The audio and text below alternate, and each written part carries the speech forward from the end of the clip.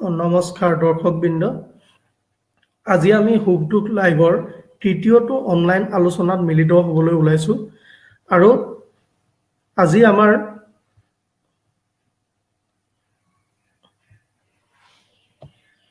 আমাৰ সৈতে আলোচনাত অংশ ল'ব দীপাংকৰ মল্ল বৰুৱাদেৱে।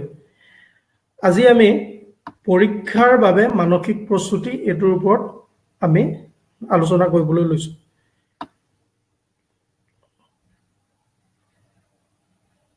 হেল্ল'। নমস্কাৰ দাদা। নমস্কাৰ। প্ৰথমতে মই আজি এই লাইভ অনুষ্ঠানলৈ মাতি মোক আমন্ত্ৰণ কৰাৰ কাৰণে তোমাক ধন্যবাদ জনাইছোঁ। হয়। এই পৰীক্ষাই জীৱনত শেষ কথা নে?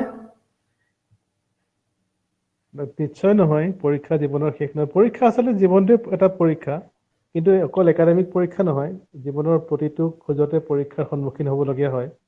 গতিকে এটা পৰীক্ষা শেষ নহয় আৰু বহুত পৰীক্ষা আছে জীৱনত। হয়, এতিয়া দেখা গৈছে যে বিশ্বৰ বিভিন্ন ঠাইত এই পৰীক্ষাক লৈ ছাত্ৰ ছাত্ৰীসকলে যি মানসিক পীড়নত ভুগিছে তাকে লৈ ৰাইজ যথেষ্ট সচেতন হ'বলৈ ধৰিছে আৰু তাৰ দ্বাৰা এতিয়া timeshighereducation.com, goconquer.com, childline.org ইত্যাদিকে ধৰি বিভিন্নজনে এই বিষয়ত সমীক্ষা আৰু প্ৰবন্ধ প্ৰকাশ কৰিছে।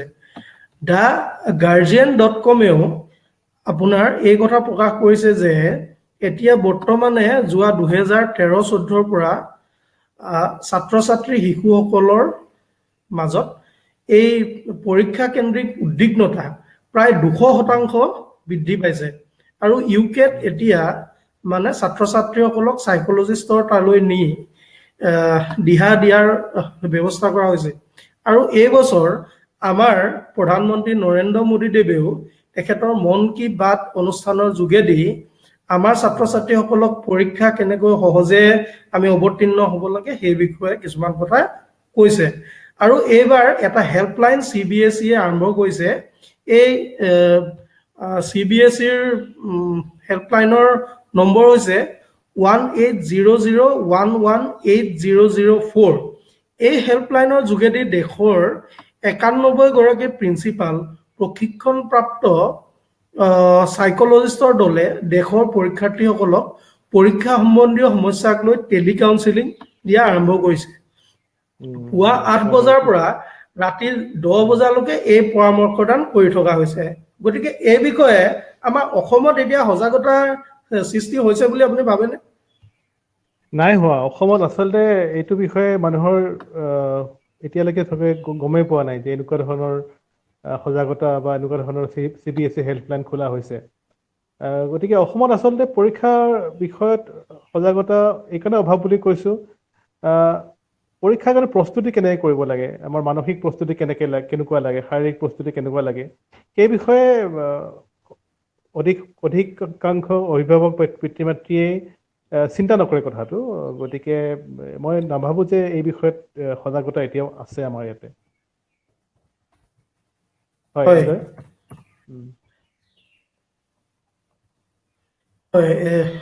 পৃথিৱী জুৰি হৈছে এই সমস্যা।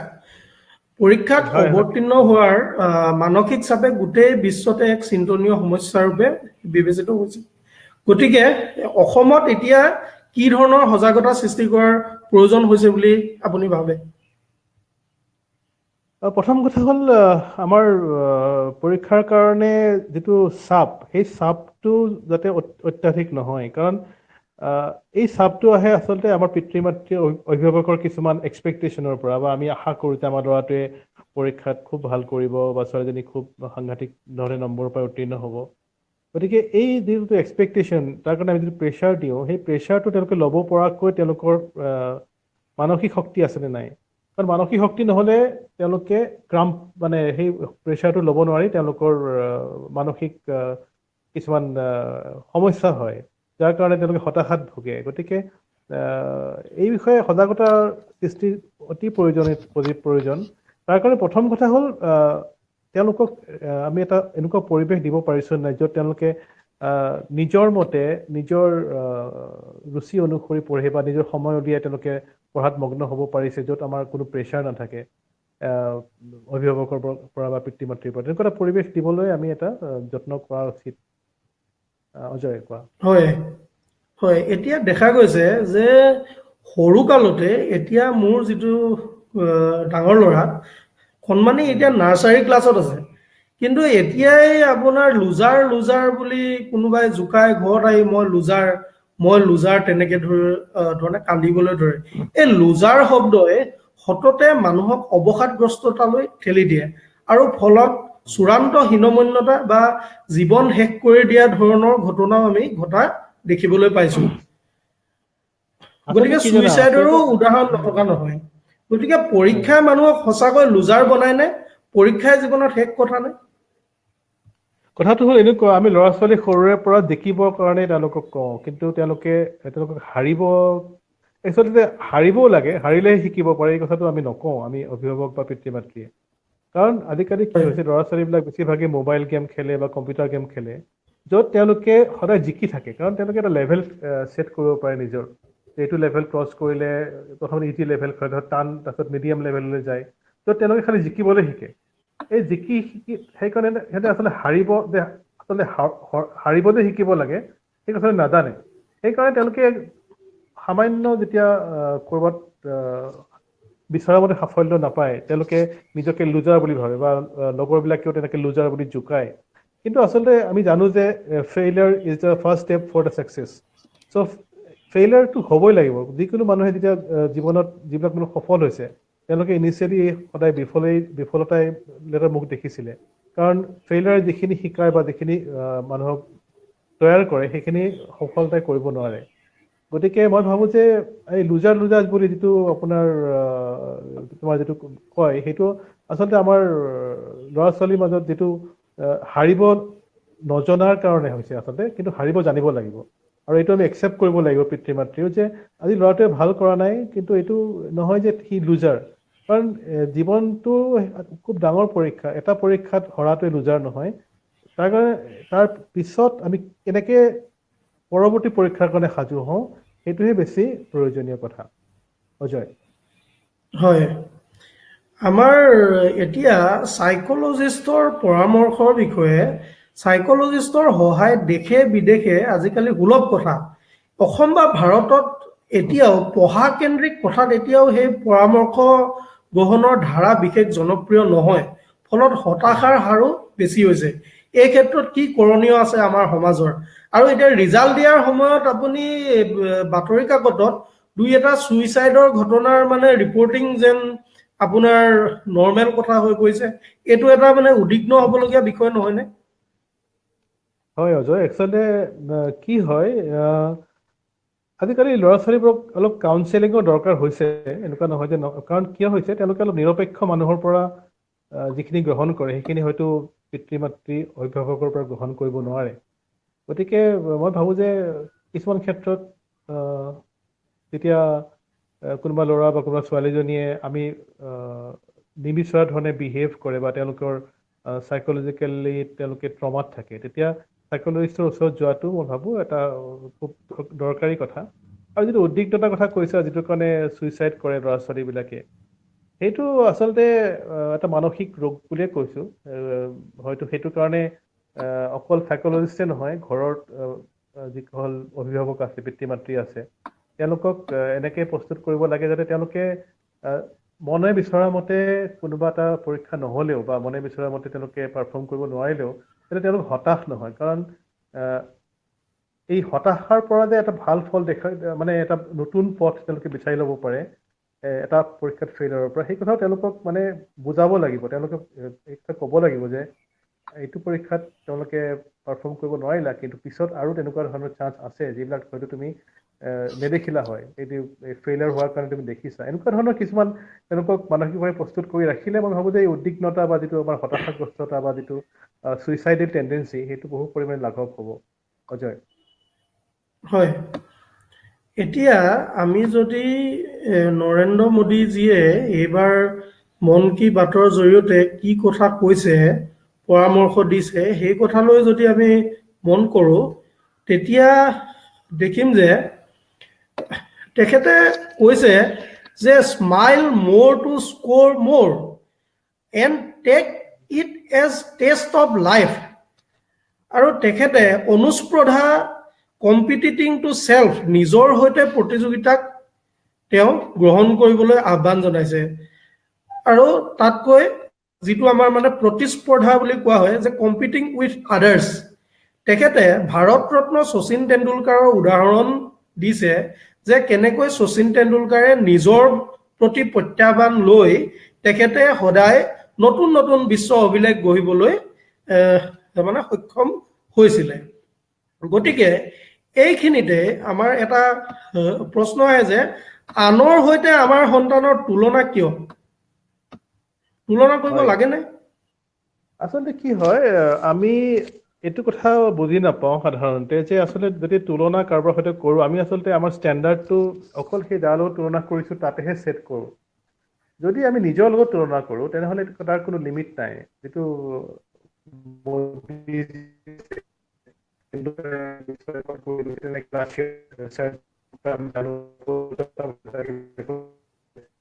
গতিকে সেই তেনেকুৱা চেলেঞ্জ কৰোঁ আৰু এই নিজৰ কাৰণে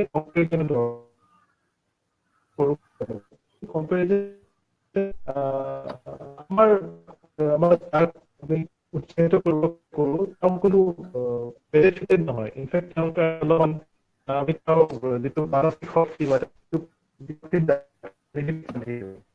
কম্পেৰিজন কৰাটো তাৰোপৰি আৰু স্মাইল খুব দৰকাৰী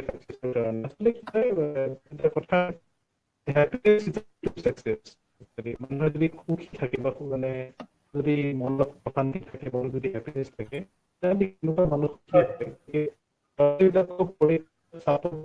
দুখী তেওঁলোক যাতে হতাশাগ্ৰস্ত নকৰোঁ এই ক্ষেত্ৰত হ'ব লাগে।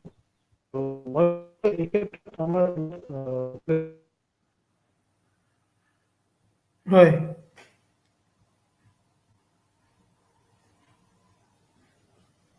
হেল্ল'।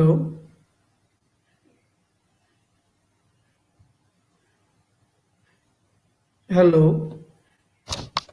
হেল্ল', আমাৰ সংযোগ বিচ্ছিন্ন হৈছে যেন লাগিছে।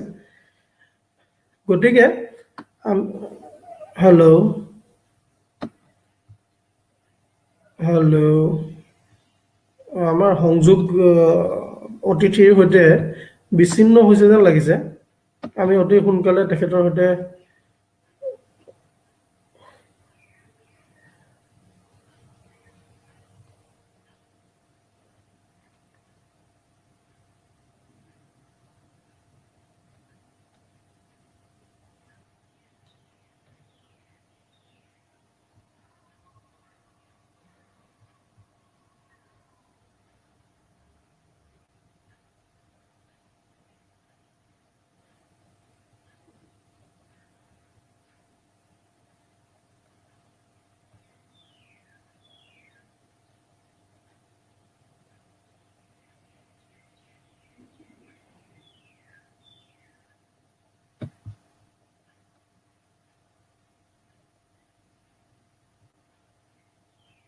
হেল্ল'।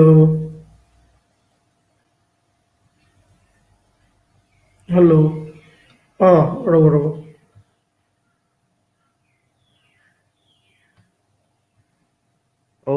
হেল্ল' মাজতে হয়তো নেটৱৰ্ক ব্যাহত হৈছিলে হয় কাৰণে হয় অকণমান হয় হয় হয় আচ্ছা হয় মোক নহয় একো নাই মোৰ গোটেই উত্তৰটো শুনিব পাৰিলানে বাৰু?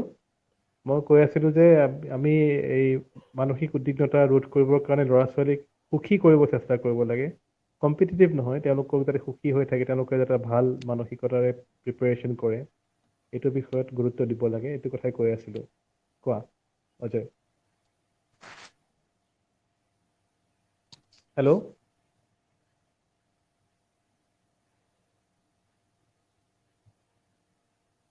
হেল্ল' অজয়।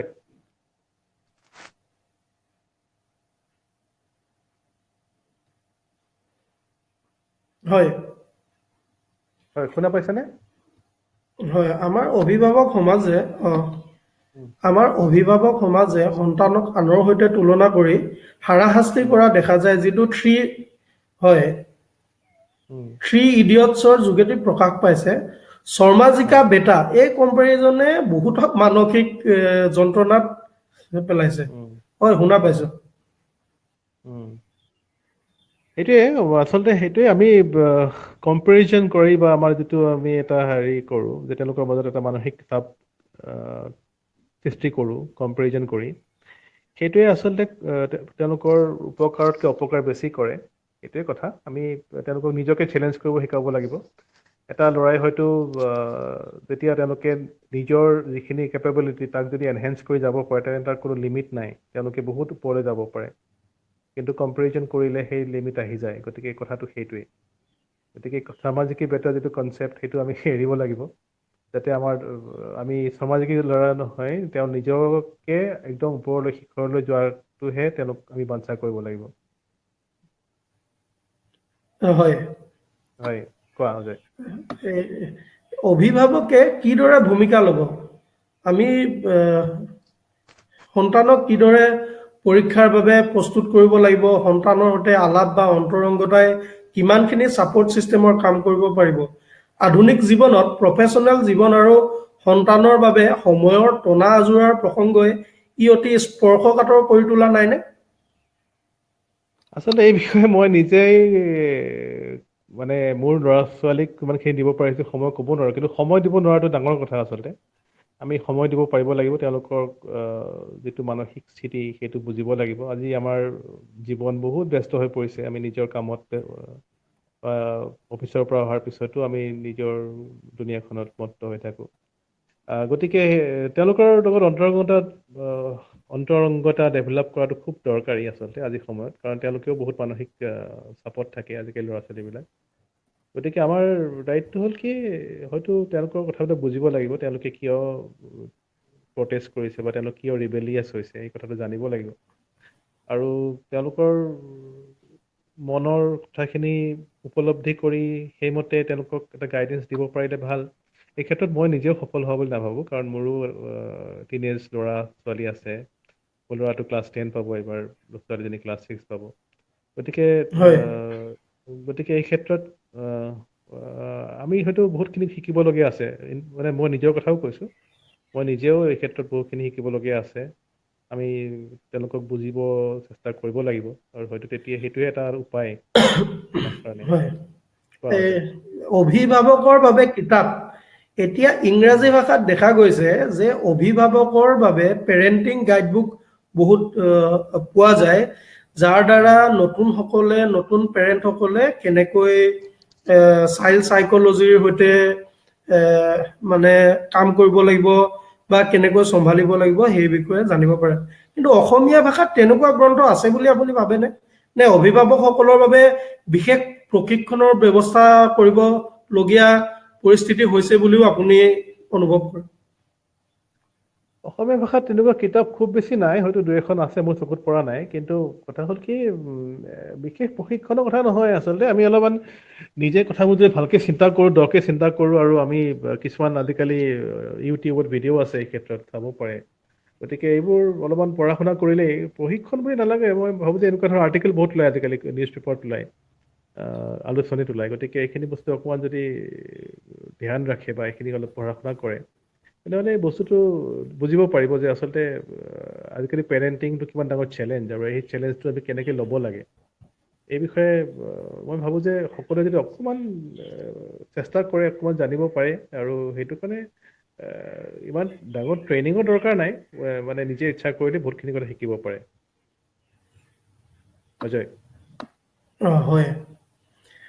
আপুনি হাইস্কুল শিক্ষান্ত পৰীক্ষাটো অসমৰ ভিতৰত 3য় স্থান লাভ কৰিছিলে, দখল কৰিছিলে, আৰু উচ্চতৰ মাধ্যমিকতো মানে 3য় স্থান দখল কৰিছিলে। গতিকে শিক্ষাৰ্থীসকলে আপুনি কি পৰামৰ্শ দিব বিচাৰিব? যিহেতু জীৱনৰ আৰু ভিন্ন পৰীক্ষাটো আপুনি মানে উত্তীৰ্ণ হৈছে, গতিকে আপুনি আপোনাৰ মানসিক চাপ আপুনি কিদৰে নিয়ন্ত্ৰণ কৰিছিলে, আৰু এই পৰীক্ষাসমূহৰ বাবে পৰীক্ষাত সফলতা লাভৰ বাবে কিদৰে প্ৰস্তুতি কৰিব লাগে, সেই বিষয়ে অলপ জনালে ৰাইজ নিশ্চয় উপকৃত হ'ব? এই প্ৰথম কথা হ'ল কি পৰীক্ষা কষ্ট কৰিব লাগিব। কষ্ট মানে কি নিজৰ পঢ়া শুনাখিনিতো খুব মনোযোগেৰে কৰিবই লাগিব। যাতে পৰীক্ষাৰ সময়ত আজিকালি কি হৈছে ল'ৰা ছোৱালীবিলাক বহুত সময় আমাৰ সময়ত ইমান ফেচবুক নাছিলে বা আমাৰ সময়ত ইণ্টাৰনেট নাছিলে বা টিভি ইমান বেছি প্ৰগ্ৰাম নাছিলে, টিভি নাছিলেই। গতিকে আমি পঢ়া শুনা কৰিবলৈ বহুত সময় পাইছিলোঁ। কিন্তু আজিকালি সময়টো কমি গৈছে। ল'ৰা ছোৱালীবিলাকে তেওঁলোকৰ টিভি চাই, মোবাইলত গেম খেলে, ইণ্টাৰনেট চাবলৈ দিয়ে। আগত ভাবোঁ যে শিক্ষাৰ্থীসকলে পঢ়া শুনাৰ ক্ষেত্ৰত যেতিয়া পৰীক্ষাৰ ওচৰত থাকে অলপ বেছি সময় দিব লাগিব। কাৰণ আল্টিমেটলি আমি যিখিনি কষ্ট কৰোঁ সেইখিনিহে আমাৰ ৰিজাল্ট পৰিণত হ'ব। গতিকে এইটো এটা ডাঙৰ কথা। কাৰণ আমি এইটো কাৰণে যে আগৰ পৰা প্ৰিপেৰেশ্যনটো আমাৰ তেনেকৈ নহয় যিমানখিনি আগতে হ'ব লাগিছিলে। গতিকে গোটেই বছৰ ধৰি পঢ়িব লাগে, গোটেই বছৰ ধৰি প্ৰেক্টিচটো কৰিব লাগে। পঢ়া শুনাটো নিয়মিতভাৱে অন্ততঃ 2-3 ঘণ্টা সময় নপঢ়িলে পৰীক্ষাৰ সময়ত বহুত চাপ হয়। গতিকে এই প্ৰেছাৰটো ল'ব নালাগে, প্ৰেছাৰটো যাতে নপৰে। আৰু দ্বিতীয় কথা হ'ল কি মানসিকভাৱে প্ৰস্তুত হৈ থাকিব লাগে যে পৰীক্ষাটোত আমি যিখিনি শিকিছোঁ সেইটো দেখুৱাবৰ কাৰণে আমাৰ এটা সুযোগ আহিছে। গতিকে এই সুযোগটো আমি ল'ব লাগিব, সেইটো ভাবিব লাগে। আৰু যদি সুযোগটো আমি ল'ব নোৱাৰোঁ বা কিবা কাৰণৰ পৰীক্ষা বেয়াও হয় তাতে যাতে আমি ভাঙি নপৰোঁ, সেইটো ডাঙৰ কথা। গতিকে এই ক্ষেত্ৰত মই ভাবোঁ যে অকণমান অলপ প্ৰেয়াৰ বা প্ৰাৰ্থনাৰো প্ৰয়োজন হয় বা যিটো আপোনাৰ মেডিটেশ্যন যিটো আমাৰ মানসিকভাৱে শক্তিশালী কৰিবৰ কাৰণে দৰকাৰী, সেইখিনি অকণমান প্ৰয়োজন হয় যাতে মেণ্টেলি কুলনেছ যিটো মানসিকভাৱে শান্ত হৈ থাকিব পাৰে। গতিকে মই মোৰ ক্ষেত্ৰত মই কওঁ যে মই যেতিয়া পঢ়া শুনা কৰিছিলোঁ মই দিনৰ সময় বেছিকৈ পঢ়িছিলোঁ, ৰাতি মই টোপনি ক্ষতি কৰি পঢ়া নাছিলোঁ আৰু নিয়মিতভাৱে পঢ়িছিলোঁ। এইকাৰণে পৰীক্ষাৰ সময়ত মোৰ প্ৰেছাৰ কম আছিলে। মই পৰীক্ষাৰ সময়ত ইনফেক্ট পৰীক্ষাৰ আগদিনাখন মই একেবাৰে কম পঢ়িছিলোঁ, যাতে ৰিভাইজ কৰিবলৈ গৈছিলোঁ যাতে ৰাতিটো ভালকৈ টোপনি যাওঁ। এনেকৈ তেনেকুৱা ধৰণৰ কথা আছে যিবোৰ মানে মানসিকভাৱে মেণ্টেলি যদি কুল হৈ থাকে তেনেহ'লে পৰীক্ষাটো ডেফিনেটলি ভাল হ'ব। গতিকে মই ল'ৰা ছোৱালীখিনিক এইখিনিয়ে কওঁ, উপদেশ দিওঁ যে নিয়মিতভাৱে পঢ়া শুনা কৰিবা আৰু পৰীক্ষাৰ ইমান টেনশ্যন ল'ব নালাগে। যিখিনি জানা সেইখিনি পৰীক্ষাত ভালকৈ লিখি আহিব পৰাটোৱে আচল কলা আৰু সেইখিনি ভালকৈ প্ৰেজেণ্ট কৰিব লাগে পৰীক্ষাত। পৰীক্ষাৰ বহীখন যাতে দেখিবলৈ সুন্দৰ হয়, পৰীক্ষকে চাই ভাল পায়, সেইটো খুব দৰকাৰী কথা।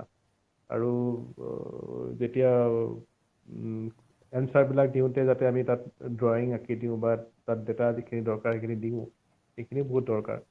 গতিকে সেইবোৰ ক্ষেত্ৰত অকণমান ধ্যান দিব লাগে। আৰু মই ভাবোঁ যে পৰীক্ষাত ভাল কৰাটো বা পৰীক্ষাত নম্বৰ পোৱাটোৱে সফলতা নহয়। কাৰণ বহুত ল'ৰা ছোৱালী অকল অধ্যয়ন নহয়, তেওঁলোকৰ বহুত বেলেগ ধৰণৰ প্ৰতিভাও থাকে, খেলা ধূলাৰ প্ৰতিভা থাকে, কিছুমানৰ গান নাচৰ প্ৰতিভা থাকে। গতিকে সেইবোৰতো তেওঁলোকৰ যিটো ইণ্টাৰেষ্ট তাত যদি ভাল কৰে সেইটোৱে খুব ভাল কথা। অকল পঢ়া শুনাত ভাল হ'ব লাগে বুলি কথা নাই। গতিকে মই ভাবোঁ যে don't worry about exams, do well in the study well, study hard and don't worry about the results. সেইটোৱে মেইন কথা আৰু এইটোৱে অজয়। হয়, হয়। আমাৰ নৰেন্দ্ৰ মোদী ডাঙৰীয়াই সিদিনা মন কী বাতত এই কথাও উল্লেখ কৰিছে যে আমাৰ ভাৰত ৰত্ন APJ কালাম ছাৰে তেতিয়া এয়াৰ ফ'ৰ্চৰ এটা পৰীক্ষাত তেওঁ অৱতীৰ্ণ হৈছিলে যদিও তাত সফল হ'ব নোৱাৰিলে। কিন্তু পাছলৈ গৈ তেওঁ এৰোপ্লেন বাদেই দিয়ক, দেশৰ মিছাইল মেন ৰূপে তেখেতে খ্যাতি লাভ কৰিলে। তেখেত ভাৰত ৰত্ন হ'ল। ভাৰতৰ শ্ৰেষ্ঠতম ৰাষ্ট্ৰপতি ৰূপেও পৰিগণিত হৈ তেখেত ৰাইজৰ মনত আৰু বিজ্ঞান শিক্ষা আৰু শিক্ষাৰ প্ৰসাৰ আমাৰ গাঁৱে গাঁৱে নগৰে চহৰে বিজ্ঞানৰ জনপ্ৰিয়কৰণৰ কাৰণে তেখেতে যি কাম কৰি থৈ গ'ল তাৰ দ্বাৰা তেখেতে অমৰ হ'বলৈ সক্ষম হ'ল। গতিকে আমি এই কথা নিশ্চয়েই বুজিব পাৰো যে পৰীক্ষাৰ মানে সফলতাই শেষ কথা নহয়, নহয় জানো? হয় হয় হয়। আচলতে কি হয় মই ভাবোঁ যে বিফল হ'লে মানুহে অপশ্যনবিলাক গম পায়। এতিয়া যিজন মানুহে সফল হৈছে তেওঁৰ কাৰণে অপশ্যন খুব কম থাকে। তেওঁলোকে নেক্সট ষ্টেজত যাব পাৰিব, নেক্সট যিবিলাক বিফল হয় তেওঁলোকে বিভিন্ন ধৰণৰ পচিবিলিটিজ ষ্টাডি কৰে, তেওঁলোকে বিভিন্ন ধৰণৰ উপায় দেখা পায়। গতিকে আব্দুল কালাম যে প্ৰথমতে তেওঁ নতুন ৰাষ্ট্ৰ খোল খায় অমিতাভ বচ্চনে প্ৰথম যেতিয়া হয় ৰেডিঅ' ষ্টেচন ইণ্টাৰভিউলৈ গৈছিলে তেতিয়া তেওঁক চিলেক্ট কৰা তেওঁৰ মাত খুব বেয়া বুলি, কিন্তু আমি পৰৱৰ্তী সময়তে মুম্বাইত গৈ তেওঁৰ কণ্ঠস্বৰ গতিকে তেওঁ ডাঙৰ অভিনেতা হ'ল। আৰু তেওঁ যদি চাকৰি হয় তেওঁ হয়তো কলিকতাত ৰেডিঅ'ৰ এনাউন্সাৰ হৈ থাকি গ'লে। আৰু তেনেকুৱা তাৰমানে আজি বিফলতা সেইটো তেনেকে কৰিব পাৰিলে হয় হয় মৰমৰ দেউতাৰ চেলেঞ্জবোৰ মানসিক স্বাস্থ্যক প্ৰবল জনজাগৰণৰ মানসিক স্বাস্থ্যক লৈ প্ৰবল জনজাগৰণৰ প্ৰয়োজন আছেনে? ডক্টৰ ভৱেন্দ্ৰনাথ শইকীয়া ছাৰৰ মৰমৰ দেউতাই বিশেষকৈ সন্তানৰ অতপালিত মনোকষ্ট পাই থকা এগৰাকী দেউতাকৰ ভিতৰৰ জ্বলা যন্ত্ৰণাখিনিক তুলি ধৰিছিল। আধুনিক সময়ত আপোনাৰ অতি জনপ্ৰিয় লেখা যে সন্তানক আমি কিদৰে মোবাইল মেনিয়াৰ পৰা গেম মেনিয়াৰ পৰা বচাম আৰু বাইক মেনিয়াৰ পৰা বচাম আৰু এই অভিভাৱকৰ বাবে সন্তান পালন কৰাটো আজিৰ দিনত এটা আধুনিক প্ৰত্যাহ্বান হৈ উঠা নাইনে? এই সম্পৰ্কত আপুনি কি ক'ব বিচাৰে? আমাৰ কাৰণে এতিয়া চেলেঞ্জ হৈ গৈছে। তেওঁলোকে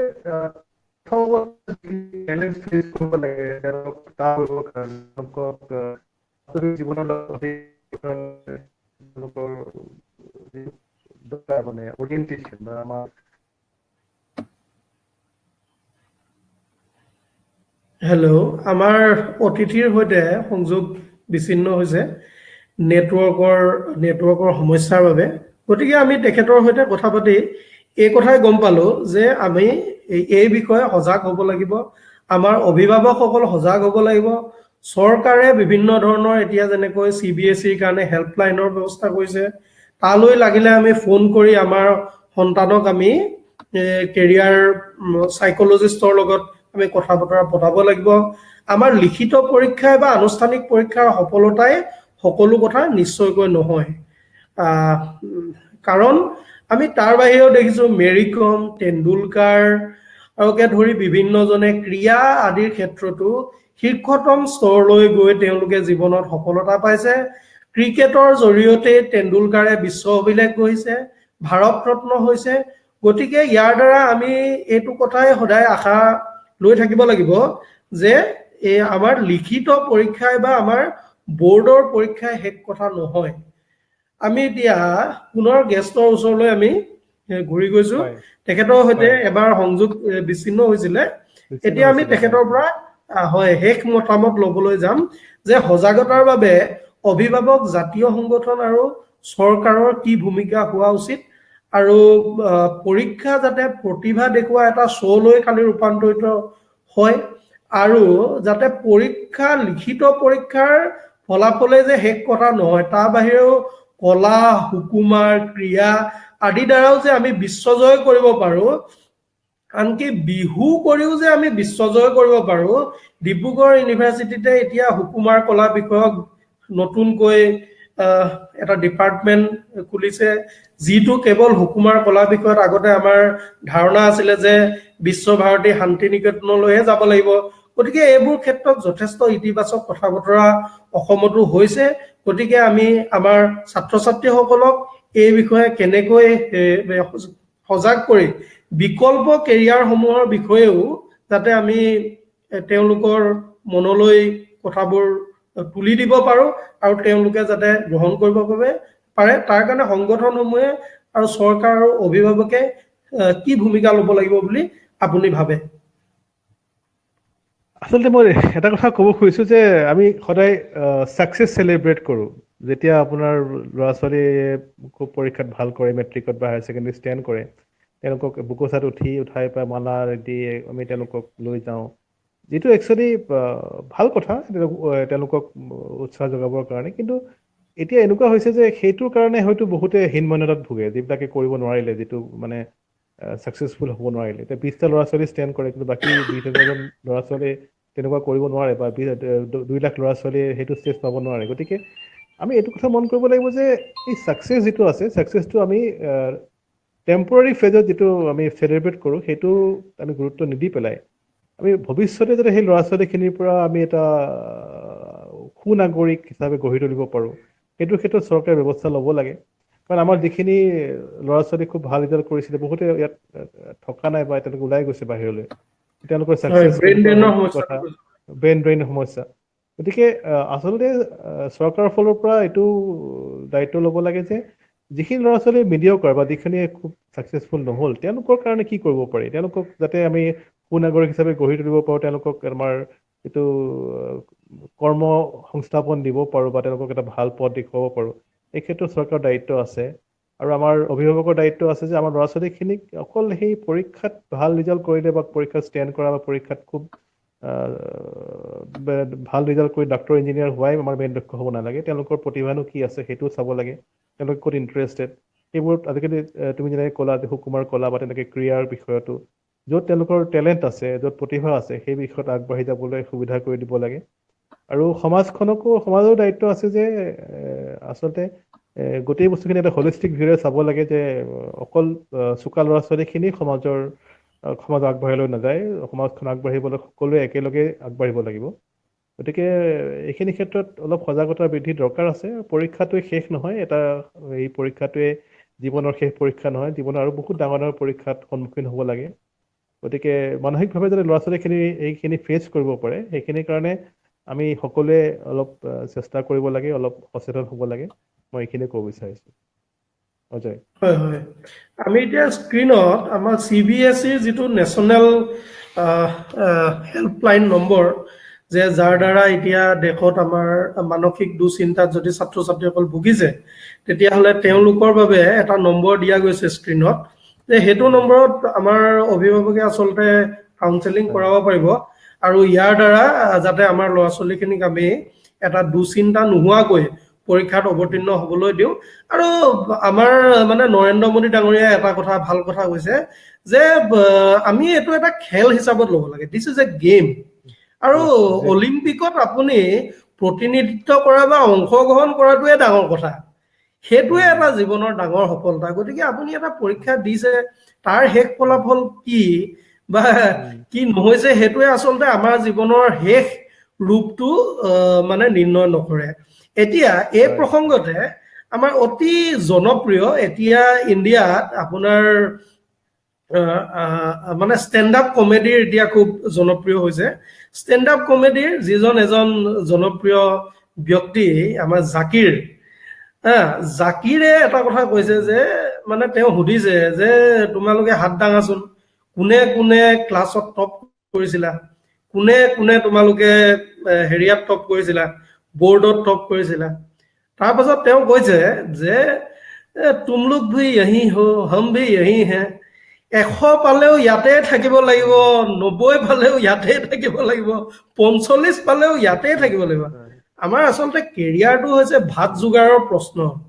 যদি ভাত যোগাৰ হৈ গ'লে আমি আচলতে আমাৰ কিছুমান মানুহৰ এইটো লাক থাকে যে হবি আৰু কেৰিয়াৰ দুইটা একেটাই হয়।